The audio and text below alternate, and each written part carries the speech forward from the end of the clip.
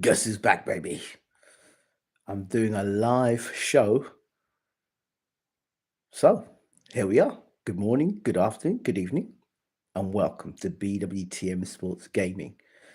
I haven't gone anywhere. I've just done short videos because, to be honest, it's a bit annoying when you've got people coming in the room talking utter rubbish.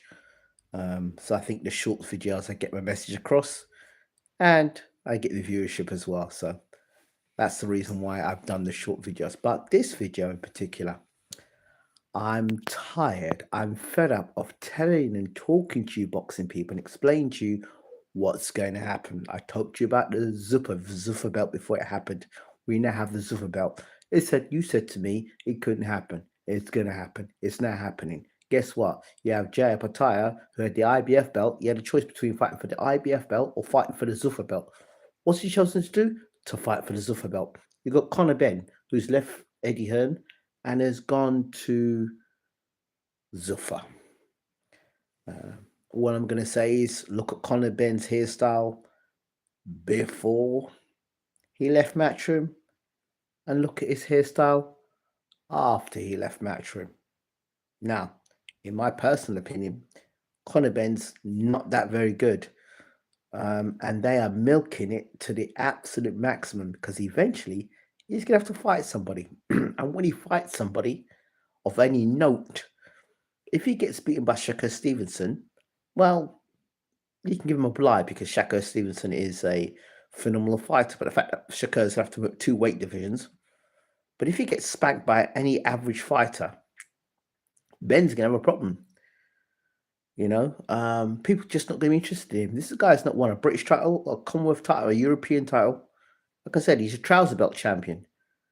And he's walking around like he's the Lord of all. And he hasn't won anything. And that's not being disrespectful, is what it is. Like I said, this era rewards people that shout the loudest, but you don't have to achieve much in this boxing era. It isn't about legacy. It's about who can entertain you, who can pull up on someone, who can act like a WWE wrestler, or WWF back in the day, where Hulk Hogan would scream down a camera at you and tell you he's going to do this, he's going to do that, and he's going to do this, and you're going to regret it, and all this rubbish. How many times, right? You tell me, in all the fights that you've seen, with all the build-up, and the guy said, I'm going to do this, I'm going to do that, I'm going to break your face. How many times have you seen a guy come out first round and literally put it on the other guy? How often do you see fights like that? You don't, right? When I talk about when you don't like someone, Benn versus Eubank, that is when you don't like someone. That is utter war. Or when Vargas fought De La Hoya, that's absolute war. When you see it in the guy's face, they don't like one another. Eric Morales versus Antonio Barrera, that's when you don't like someone. Or another bad-minded fighter, Hagler versus Hearns. You just really want to punch a man up, and it's like the immovable object versus irresistible force. That's what, like, you talk the talk, and then you go out there and you swap bombs from round one. Bombs from round one.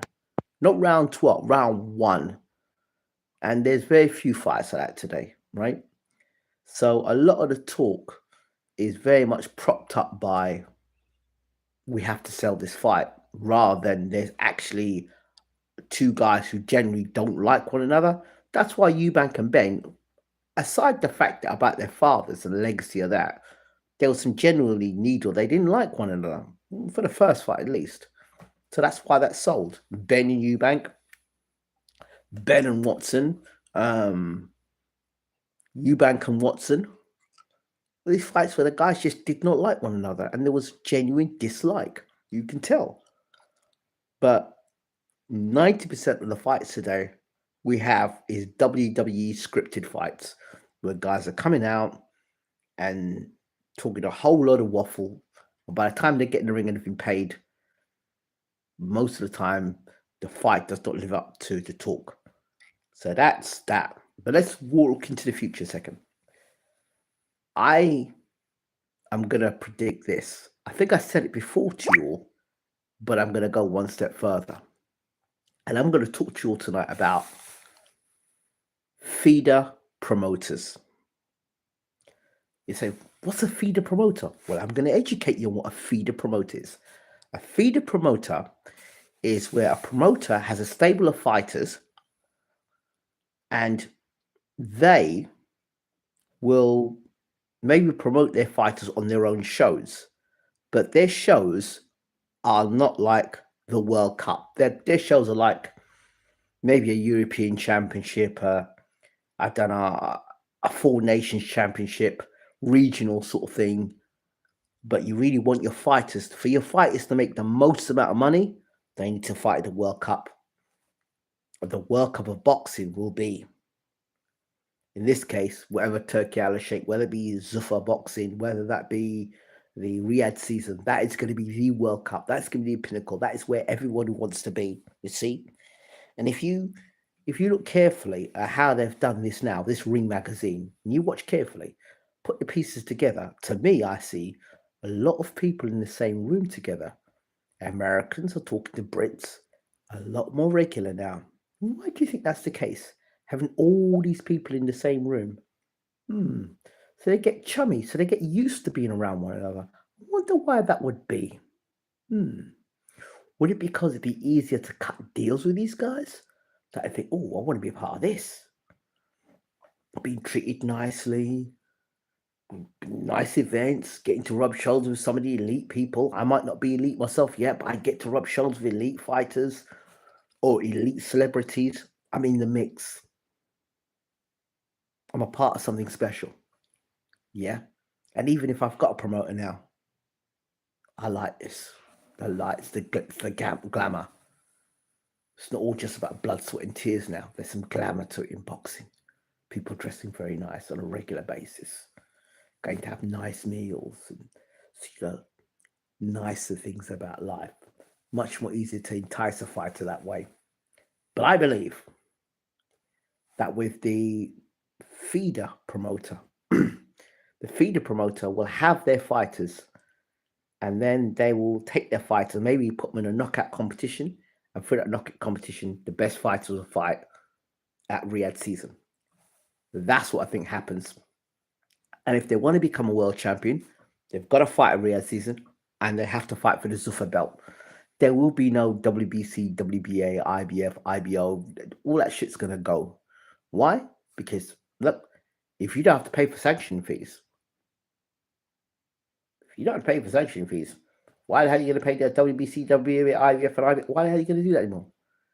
And if the Zufa Belt have their own undisputed, one belt, one champion, one face, one name, one champion. Remember Deontay Wilder? One face, one name, one champion. Yeah, that's what the Zufa Belt will be. And you see, whether you like it or not, the way the UFC model is, that can't work in boxing. Oh, hell yes, it can. And if you're a fool to believe it can't work in boxing, an absolute fool if by now you can't see it coming, they're going to implement the same sort of principles of UFC into boxing. Why? Because boxing people do a lot of talking, but they don't do a lot of rebelling. That can't happen. Oh, it's happening now. Okay, well then we're going to complain about it. Oh, we're not going to complain about it. Actually, it's going to happen. So you can use the UFC model in boxing. So they'll control the media. A lot of these people are running around media at the moment. That's not going to last much longer. They'll cut that crap out. So they only have their own set media in the boxing world. Their own set media. Listen, what you do, from what I see, Turkey's come in. He's looked at Eddie. He studied Eddie. He studied Frank. He studied De La Hoya. He studied Bob Arum. He studied them all. Seen their strengths, seen their weaknesses, seen their fighters, see how the promotions go. And I go, okay. So this is how you do this. This is how you do that. This is how you do this. Now we don't need you no more now, because the model we're going to use, I need to get my money back. So the way Turkey is going to get his money back is by setting up through Zufa Boxing, set it up, and then the fighters will get paid less. That's how you recoup the money. And instead,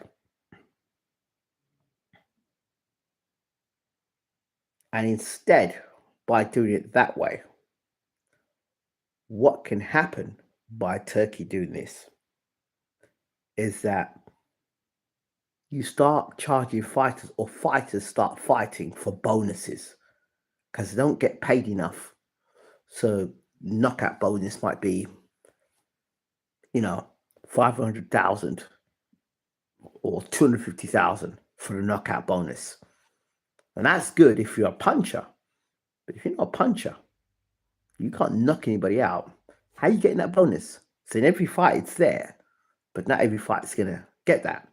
And if I say to you, right, I'm going to pay you half of what you're getting at this company, but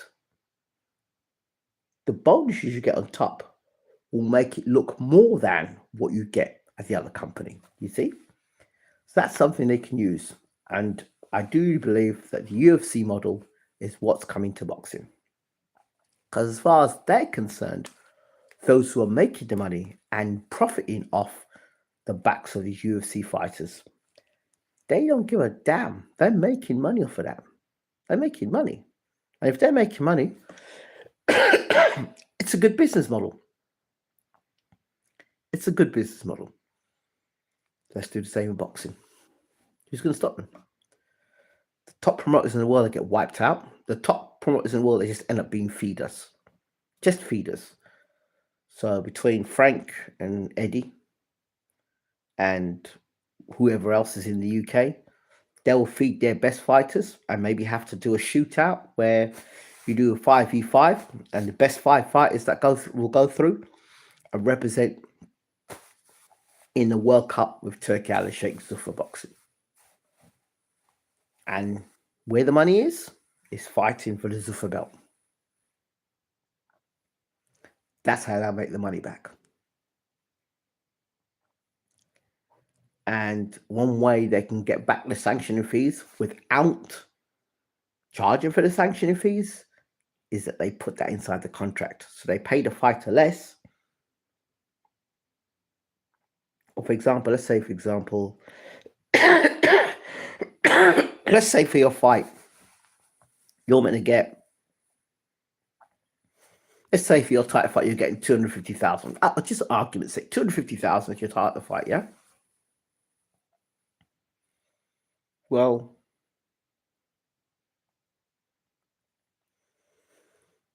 you'll get 250,000, right? Same money. But you won't pay a sanctioning fee. The catch is the sanctioning fee you're paying for is inside your contract. So actually, you are paying for the sanctioning fees, but it's not up front. So tactics like that. That's what I see happening. And I also see Turki Alalshikh as the emperor. I've said this before, said it 1,000 times. I said Turki Alalshikh's the emperor, looking for gladiator fighters. And then if the fights are getting boring on Zufa, you push a button. The guy is moving too technically around the ring. He wants a wall. You push the button, and the rings suddenly get closer and smaller and smaller. Before you know it, you've got a wall right in front of your face. Pre-arranged wars. The only thing, as I said to you before, is I'm expecting is Clarissa Shields to fight a man and one man to fight against an AI robot or a man to fight against a kangaroo. That is it. And if it's going to happen, it's going to happen through this. And I see a lot more crossover fights between UFC fighters and boxers. This fight between Usyk and Rico Rico, right? I know Rico, good fighter, undisputed champion. But that's kickboxer versus boxer, right? That's the plan, and that's how I see it's going to work out in the end. That's a promotion, cross promotion. Eventually, UFC and boxing will do more co-promotions. That's the way I see it happen as well. So that's it for me. That's your live show that I said I would do. Don't forget to rate, subscribe. As always, check me out over Open Learning Cricket Academy. That's where I spend my time. That's where I invest a lot of my time. Of course, I'm still here doing the FC26 Harrogate FC season. First season, we're in League 2. Second season, we're in League 1. Having won the FA Cup with Arsenal, beating Arsenal in the finals. Yes, that was not by me playing. That was by me tactically managing the side. Brilliant. So yeah, now we're in League 1, fighting for a place in promotion, and we're also in Europa as well. So there you go. So check that out as well. Don't forget to rate, subscribe, leave your comments as always, and hype the video. I'm out. Please do share the video. I'm out. Have a really good night.